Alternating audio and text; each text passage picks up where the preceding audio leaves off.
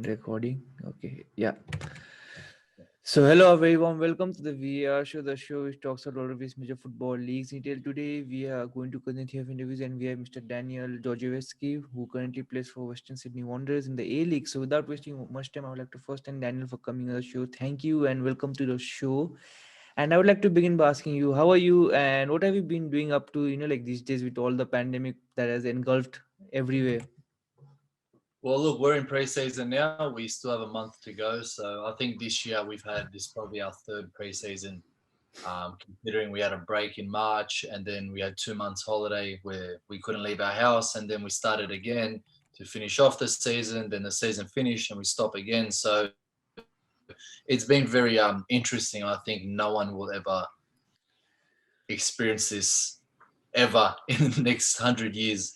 I hope for the next 1,000 years. So yeah, look, we're fortunate in Australia where the cases have been quite low compared to the rest of the world, and they've contained it quite well.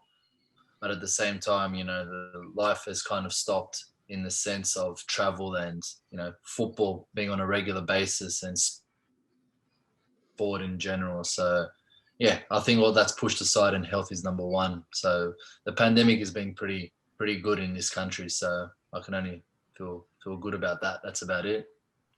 And like you said, like how this is maybe your third preseason this year. How has the like you have been in the game for quite a while now? How has the preseason been like? Do you think like you have to be extra like like careful with how the coaches have been extra careful with how they plan out the preseason because of maybe the extra load or maybe because of the extra rest or the schedule which was disturbed because of the pandemic? Yeah, look, our conditioning coach, it's his first year in Australia. He was from Stoke City. He was there for 10 years. So in Australia, it was a 4 month preseason, which is the longest preseason in any league. So he had to adapt to that. And then we had done the 4 months. We'd gone through 4 months of the season, I think October, November, 5 months of the 6 months, sorry. We had 2 months left, and then he had to stop it. And then it was more of a mental thing at the end of the day because you have to prepare yourself mentally to come into preseason with a fresh start. But then the hardest thing was the fact that you have 4 or 5 games. So you're going through everything for 4 or 5 games, which was quite hard mentally for the whole league, all the players. And then when that had finished, which some players could 2 weeks because of the isolation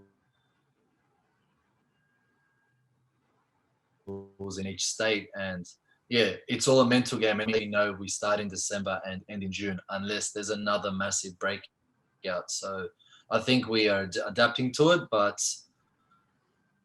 I think the fact that no one really likes the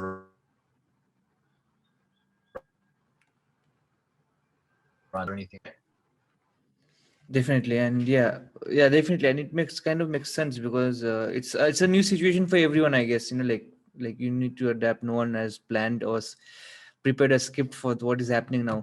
So like I'll move on to your career as a whole, and you have played in a lot of countries. Like since you began your career, like did you always envision that you would want to travel in regards to football, or was it something that just kept happening in your career? I didn't really think I was going to be a football player. As a child, rugby league player. I loved football, but did I think I'll make a career out of it? No. Nor did I know at 18 I would move to Croatia where I thought I knew the language and I didn't know absolutely anything. So I kind of say I've just winged it my life as a football player. You kind of do wing it.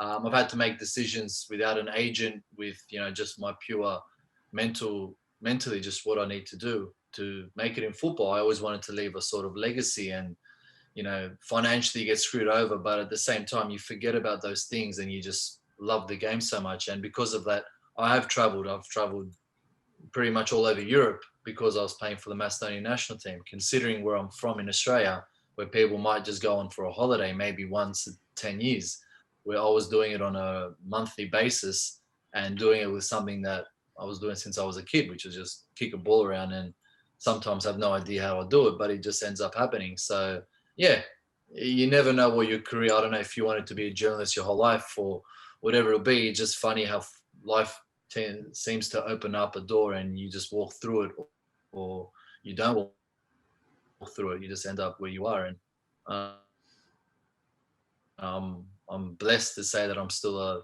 5-year-old kid kicking a ball around. Definitely. And like how you touched on like how you traveled Europe probably with the national duty for Macedonia. How is football in Macedonia? Well, I never played in Macedonia. Obviously, the country is a bit of a third world country compared to Europe. And my family, my parents migrated to Australia from Macedonia, so I was eligible to play. And I was never represented Australia in any youth system or institute or anything like that. So when I went over there, I started playing for Macedonia for the under-19s. And that was interesting considering at home we speak Macedonian, something as basic as that. I didn't even know how to write my name on a piece of paper in the alphabet that Macedonia uses. And things like that were just something very, very different from where I was born and raised. And I do consider myself a Macedonian, but you're not really the same. So you kind of have to adapt to their culture and adapt to where your parents are originally from. And that coming from a Western world was very, very different. But I always loved learning new cultures. If anything, I loved Brazil growing up because of the football, so to know other cultures and their ways of life. And Croatia was definitely something different because I had lived and played there for 6 years in 3 different clubs. So I got to learn their whole mentality, their whole way of life. But knowing that I would not, because we were packed, ready to leave if there was a transfer or there was interest for me to leave. And that's why it was more like I lived in a suitcase and changed around and whatever it was. And at the same time, play for Macedonia where you're playing against the likes of England and I couldn't even tell you where Montenegro into Russia to wherever it was. So it was just all life lessons where if I didn't take the initial step to move to Croatia at 18, where all my friends were partying and enjoying life, I went, you know what, I'm going to give this a go. And I did. And I got to travel, got to experience a different sort of culture and live in big cities, live in small towns of 10,000 people from coming from a place of Sydney where it's 4 million people. So I always say it's a life lesson that, money can't buy, and it does nothing can compare to it. It's just a cultural thing. So I guess I was blessed enough to do it. And like I said, while kicking a ball around and got to experience a whole different world where a lot of people are not able to. Definitely. And like at least in the near past, you have been in Australia for quite a while now. First with Melbourne Victory, and then with Newcastle, and now with your present team, Western Sydney Wanderers. How is football in Australia compared to where you have been before? Because you moved out, like you said, early in your career, 18 to Croatia, and you experienced a lot of different European cultures before you eventually came back. How different is maybe that culture to what you're experiencing now? Yeah. Well, in Croatia, when I moved there, obviously the style of football was much different to Australia.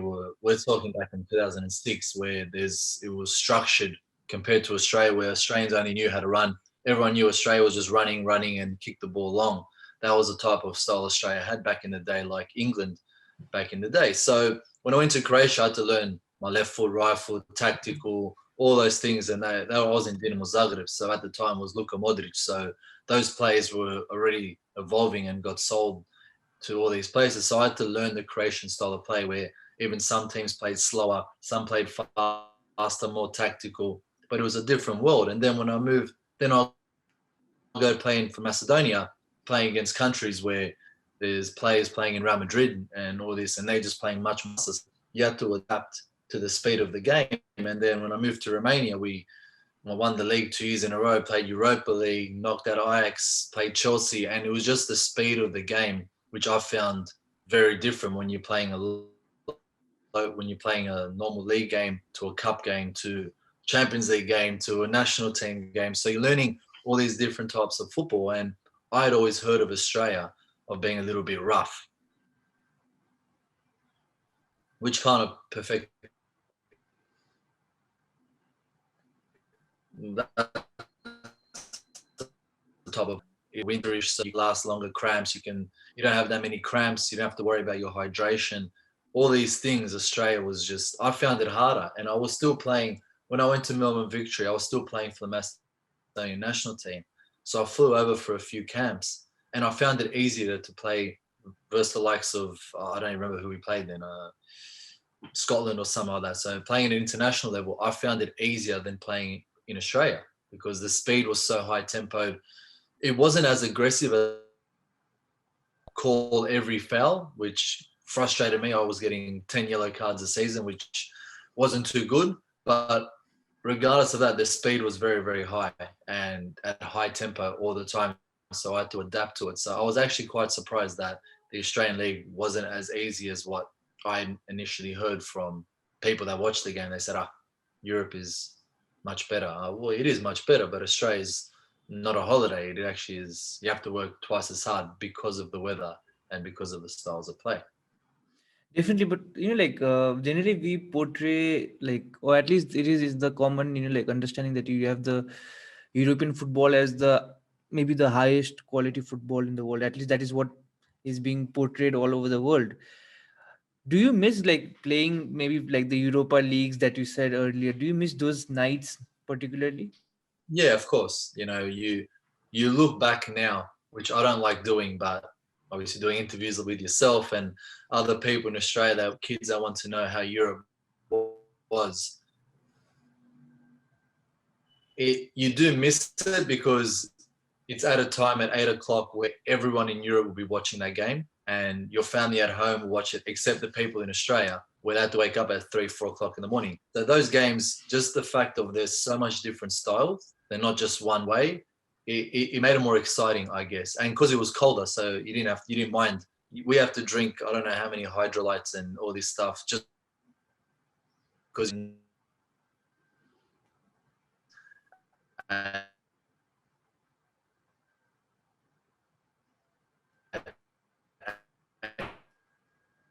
Plan, like I said, it's European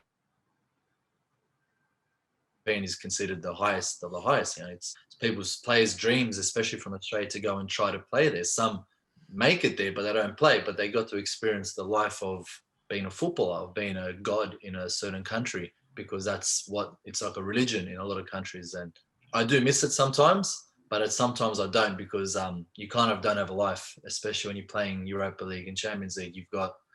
You're in camp 4 nights of the week. You don't have time to see your family or friends. While in Australia, you play once a week, and it's not so crazy, I would guess. Here, like people don't even recognize you that much, which kind of is better than when I was in Romania, where wherever you walk, people were trying to take a photo of you or something like this. So that difference was good to experience, but Australia's a bit more laid back, and if you ever come to Australia, you will see how laid back people are over here. It's pretty crazy. It's fun to see, but yeah, it's not bad. I do miss it sometimes. I must admit. Definitely, and yeah, of course, you have, and I wanted to ask you, it may be difficult, but you have, like you mentioned, you have played in so many big nights and for so many different teams, and I'll make it easier for you also, apart from your current team, that is Western Sydney Wanderers, if you had to choose one club where you enjoyed your time the most, which one would that be? I would say Romania, only because the 6 years I was in Croatia before that, my professional adult career, I was relegated 3 times, which means a lot of negativity, a lot of the club stopped paying you because you're not winning. It was hard, and I hate losing. I'm very competitive, and I hated losing. But when I'm in clubs where you get relegated all the time, and then you get promoted and get relegated, it was very hard. So when I did, and I started playing for Macedonia, which obviously the Romanian club Steaua Bucharest did see me, and it was an up and coming team. The coach was 36, 37 years old. The club hadn't won a title in 8 years, so they brought in a lot of unknown players like myself, ones that just, work hard and everything. And we ended up winning the league 5 weeks before the end of the season. Unfortunately, I broke my leg that year, but the celebrations, the style of football that we played, it was just so much fun. And like I said, I was single, so I didn't have a family to go home to, but the players that did, they only saw him 2-3 nights a week because we're just training all the time or going into camps or flying somewhere. So I got to experience football as what football really is, which a lot of people couldn't handle, and the pressure and all this stuff. And it was just one fun, long 2-year ride where a lot of highs and lows, but I got to experience football at its highest. And that was one place where I did get to tick off boxes when I turned professional. And then obviously, I want to play Champions League one day, or I want to play Europa League. When you're getting relegated into Division 2 Croatia, that dream just seems further and further away. So I just kept at it. I just kept looking forward and just kept working hard regardless of the club situations or other teammate situations. And I got to fulfill that dream, which I didn't realize until the day I went out on the field and the Champions League song came on, and I was just, holy crap. A year ago, I didn't have $2 to my name because the club never paid us, to now playing another song that, it gives me shivers till today when I hear it. It was just something that, I got to tick off a lot of boxes in my career where I can only feel thankful to experience. So I would say Romania. Definitely. And you're like, again, like staying with the same thing as you mentioned, like how playing in Champions League was like maybe something very thrilling for you because of from where you had come. As a player, which opponent was the toughest you ever played against? I played against some world-class players, but the one I had the most trouble with was Andre Schürrle. We played Chelsea at home. We were flying high. We were doing quite well in the league. And Mourinho was the coach, and they weren't doing so well. And I don't know why. I just came in with too much confidence. I believe I put too much pressure on myself because I wanted to perform very well. You want to perform every game, but that I put extra pressure.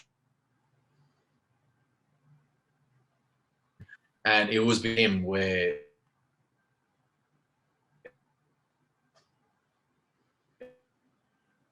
I didn't stick to what I knew best, and I ended up scoring an own goal, which didn't help. And we were playing at home. We lost 4-0. I got booed off. Home fans booed me off because I just had an absolute shocker, and that was because of Andre Schürrle. And mind you, the next game we played him, I was marking Hazard in Chelsea in Stamford Bridge, and I found him much easier than Schürrle, which is funny to say because Hazard's probably one of the best players in the world. So yeah, Schürrle definitely pulled me back to ground when it came to that. He killed me. Yeah, it wasn't a good day. And like talking about Andrew Shaw, do you have like particular type of players that you don't like playing against, or is it just like him particularly that night was not good?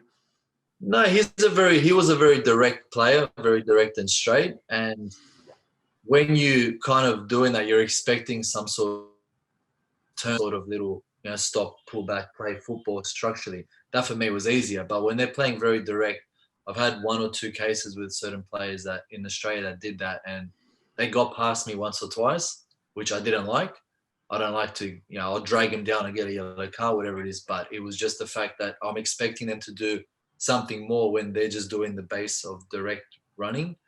And that style of play I hate, especially now with the young boys. Now I'm 32. The young boys, some of them do it, and I just have to tackle them because I don't want to be running 50 meters sprinting down the line for too long. So that direct type of play kind of frustrates me sometimes. And yeah, again, you live and you learn, and you don't try to make the same mistake. It's all positional. But yeah, he's not just that night, that style of player I just couldn't do. Definitely. And you're like now you're in your early 30s, and people tend to like think of retirement probably at this age. Are you like, have you thought about it? When we're running in 30-degree weather, yes, I sometimes think I don't want to do this anymore. But then I realize I always thought when you're in your 30s, back when I was young, that's when players start to retire. 33, they start to not be able to be so fit and all that stuff. Nowadays, it's advanced, the technology and everything, and you kind of learn your body. And I know for myself, I have to work twice as hard to be on the same level as the young boys because the young kids are running. They get protein in them. They run a lot. So you have to run as much as they do, but you have to have the football brain which experience brings. So when I feel those hard running days, I do feel like I'm not that I'm too old, but I don't want to do this anymore. But then when the ball comes, I'm like, I love it again. So I feel like a kid again. So I'm hoping 35, 36, if I was to retire, so a good 3-4 years, if I keep at this level. But if not, I would definitely be the first to say, look, I'm not able to adapt or keep up to these young boys. So I won't take anyone else's position. I'll retire instead of looking like a fool just so I can play. So I'm not that type of person. I'm not a selfish person. So as long as I can play football at that level, I'll keep doing it. But the second my body says no more, then I'll hang up my boots and then we'll figure out what happens after that. And is coaching something that you would want to look into, or is it something that you don't want to get into? I did my coaching C and B licenses just because I was pretty much bored. They were available to us, so I said, yeah, I'll just do it. Never know. And at the moment, I'm a technical director for a club that are close to where I live now. They approach me, and I just have to control the coaches and implement a few things. So if it's offered to me, I would definitely look into it. But if I was to have to force myself to do something, I would never do it. If I had to force myself to wake up in the morning and train, I wouldn't do it because it's not what I love to do. And coaching, I feel like I enjoy it. It's a lot of work. It's actually more work than actually playing the game. So who knows? Maybe I'll hate it by the end of my career. That I'll be like, I don't want to do this. But at the same time, it's changed a lot. A lot of technology is involved and a lot of other cameras and all this stuff that I see what our coach does and the coaches previous to that. And it could be something that I might look into. And, you know, if I'm good at what I've got now, if I do well in this, then there will be an avenue that I will definitely continue on. But if my team does horrible or the whole club does horrible and it's my fault, then it's something that I won't be doing because it's not a good reputation. So look, we'll see. We'll see. If I have the character, maybe in media or something like this, maybe talking crap or having fun, something like this, we shall see. But in the meantime, football's still my number one. But I do some side projects, and if they land me a gig and I do enjoy what I do and I love it, and I'll continue doing it. Maybe it is coaching. We'll see. Definitely. And like I wanted to ask you, like, as when I was researching about this for questions, I saw probably in Wikipedia where everyone goes to find information. Like you are also involved with boots for Balkans, and what, like, many of our viewers would not be aware of that. Could you please explain like what it is? So when I moved to Melbourne Victory 6 years ago, there was some kids that messaged. Oh, kids, I would say. There's some guys that had messaged me about a project that they wanted to kick off, and it was a charitable foundation, non-for-profit charitable foundation. And I was like, oh, well, I'll have a meeting with them, and it spoke to me because I am from the Balkans, Macedonia being a part of the Balkans. I played in Croatia, which is where we want to get in. And it's like a good thing because in Australia, we are quite fortunate, especially kids where the parents can have money to spend $200 for a pair of boots, and then the kid will outgrow them. And the concept was we'll have bins in a lot of football clubs, and where I'll do promotional work, we'll do it together. They're the founders, but I'll be more like the ambassador director type of thing. And so what we do, I'll go into a club or I'll introduce myself and the foundation, and obviously kids are fans because they follow Australian football and that, and I'll tell them the concept of what we do. And a lot of parents can't grasp it because we don't ask for money. It's a non-for-profit. It all comes out of our own pocket. It's all the work that we do. It's not for money. It's for collecting boots here. We restore them. There's some boots that we can't restore, some boots that we can, and then we ship them over to orphanages and third, fourth division clubs, or just kids in general that are not fortunate to have some boots. Because when I was playing there and I was when I was in between clubs and I go train in some village or something, and I see kids they were wearing socks instead of boots, and it was hard. It hurts your heart when you see something like this. And I said, this is definitely something I would love to get into. And we started it 5 years ago, and been doing quite well. You know, we've collected quite a few pairs of boots. Each time I go to a club, we collect about 100 pairs. We restore them, we send it over. We we just try to help out in a community where they are, like I said, not as fortunate, and we're trying to slowly, well, because of COVID, it's kind of hard now, but we want to branch out to other countries and have contacts in other clubs in, the third division, fourth division, orphanages, where, it just puts a smile on the kid's face. And you never know, one day those kids might end up being professional football players. You never know. Any little thing. I've had help with Adidas, who I'm contracted with. They've helped out with boots and gear. The Wanderers, all the gear that was left over from last year, they gave it to us and we're shipping it over, where, clubs don't have jerseys, shirts to wear, anything like this. So it's really to help out people and organizations that don't have,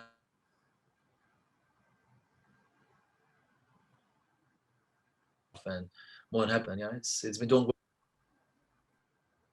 Definitely, and like that's a very very noble cause. I mean, like probably that would, I mean, it's a small step for you, but maybe a giant leap for many of them who would get in the other side. Like probably. Exactly. And I'll get to a more lighter topic. There is football in comparison to maybe other societal problems like this. Like it's nothing compared to what many people have to go through. And like as a player, which formation do you enjoy playing in the most? Um, well, overseas we always played with a back four. As I was a right back in Europe. My whole football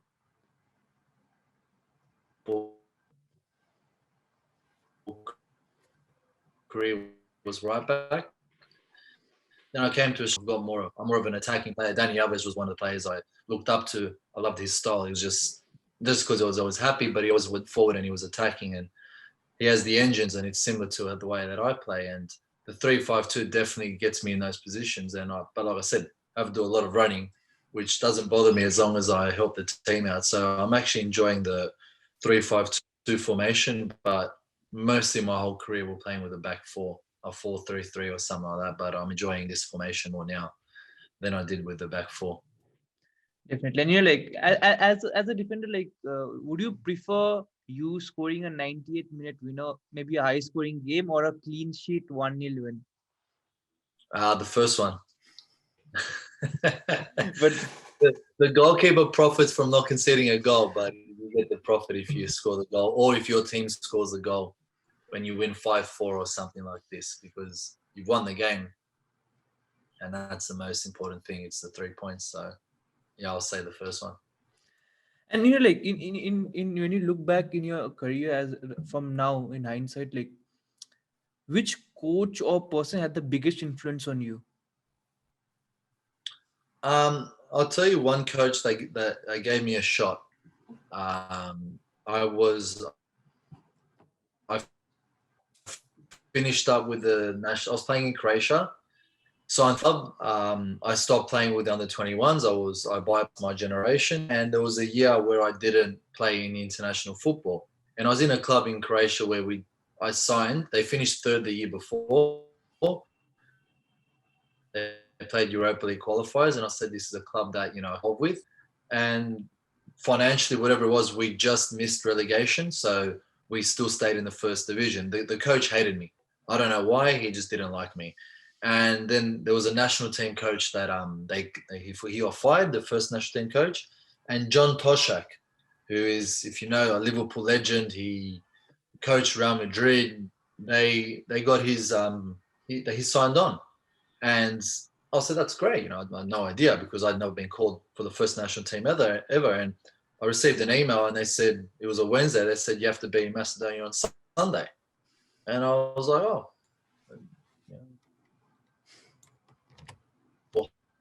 Whole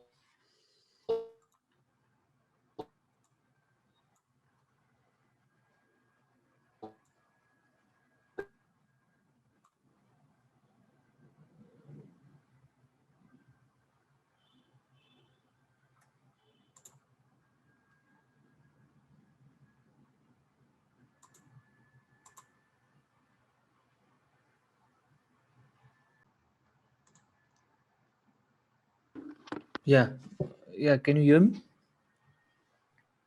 Everything okay? Yeah, yeah. No, no. The connection just like froze for some reason, and it was just showing connecting. It's the internet. It's no, it's out of our control. Yeah, definitely. So we'll just redo that question if it's fine with you. Yeah, that's fine. That's Okay. fine. So like if you had to look back and if you had a coach that had a very big influence in your career at any particular point as a whole, who would that be? John Toshack. He was obviously as a football player. He was a Liverpool legend. He coached Real Madrid, which was massive, and somehow the Macedonian national team were able to sign him up as the head coach. And I wasn't playing. I finished playing with under 21s. I was 23 at the time, and yeah, I just was a nobody. I was just a player that played from the youth team, and he came on board and he called me up. It was my first ever call up for a first national team, and we had a game versus Russia. I didn't know that he invited three more players, so there was some players that are going to get cut, which I thought would have been me because I'd never been called up before. And remember the second training session, I look around and it looked like I was in the starting 11, and I was shocked. And my mum called me that night and she goes, "Oh, are you going to Russia?" I said, I think I'm going to Russia and I think I'm going to play." And she couldn't believe it. I said, "Well, we'll see."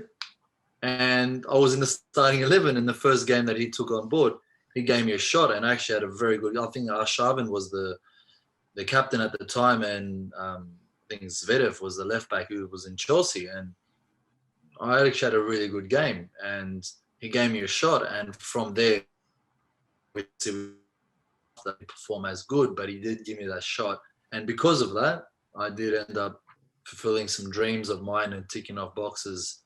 And Stal Bucharest signed me because I was a national team player. So I can only thank him and say, he was definitely one that and he helped me out and gave me a shot, which probably was small for him, but got me to where I am today. Definitely. And like we're getting to the end. I have last two questions, and the first of the second is of the two is like if you had to choose one moment which is the most proudest moment basically of your career, which one would that be till now?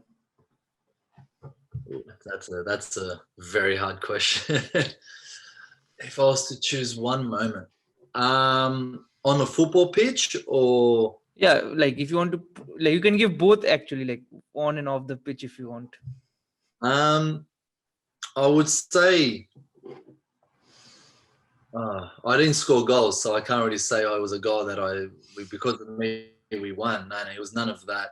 I think just playing in a winning team. So Romania again. Um, just playing in the team, and I think I'll take it back. I think it was when I realized that we had to qualify the last qualifier for the Champions League, and we qualified, and that we played versus Legia Warsaw in Poland, and they have amazing fans. Like they were chanting from the first minute to the last minute, and mind you, in the 10th minute we were winning 2-0, and the ball was in our court. We were playing very well. They had to score 2 goals, and these were away goals, so they had to score 3.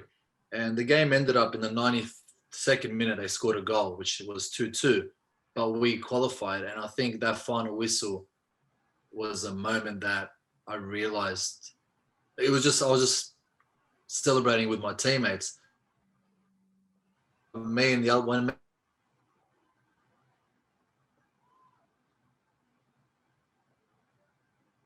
Me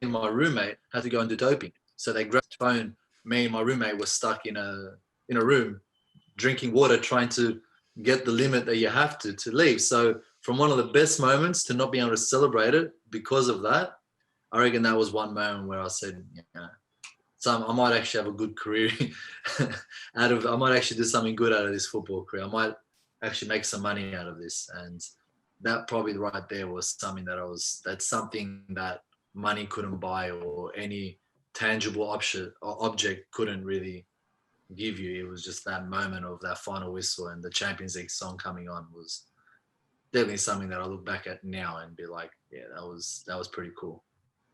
Definitely. And we'll end it up with one final question. And do you have any piece of advice maybe for young players who are just coming through? I have a lot of, this question gets brought up quite a bit, especially being older, and because I'm the technical director for this team, and they ask me what should I do. Unfortunately,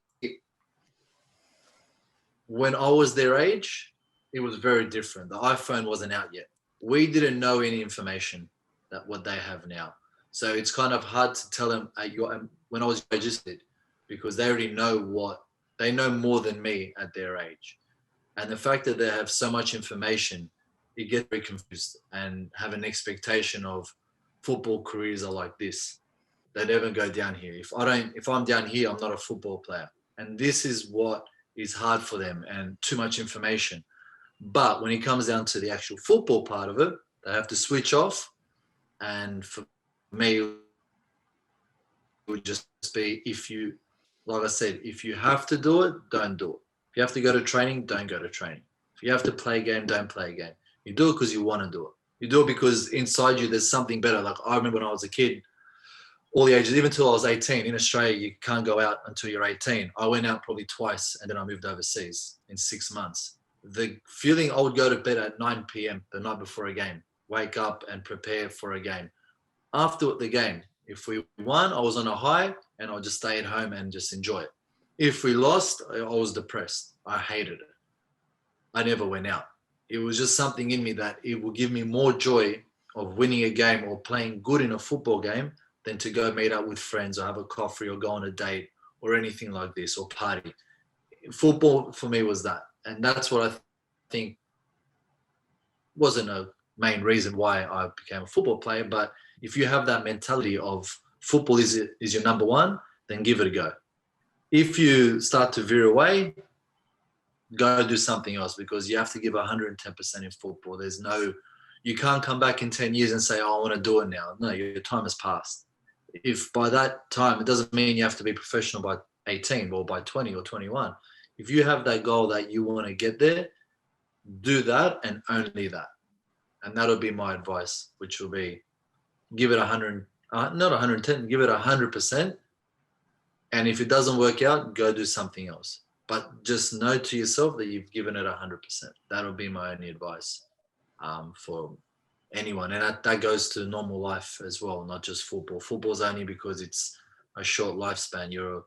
My dad is retiring in 2 years and I'll be retired with him at the same time, and he's 65.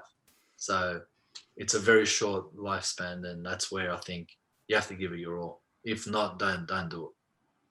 Definitely. And I think that will be helpful probably to not only to footballers, like you said, to all walks of life. And on that note, Daniel, thank you so much for talking to me, and I wish you all the best for the upcoming season with Western Sydney Wanderers. Hope you can win the A-League and whatever trophies you'll play for, maybe the Champions League, maybe. Yeah, whatever trophy they have. Like you can list down one and everyone, but probably you are not in the Champions League this season, so next season probably if you'll win, and hope to see you winning the Champions League too. Probably not the UEFA one, the AFC one. At least again you can live your dream. I have played the AFC one as well, but it's still good competition. You still get to travel and get to experience different types of football. So yeah, looking forward to it, man. And thank you for having me. Thank you so much once again. Take care, stay safe. Bye. See you, buddy. Bye.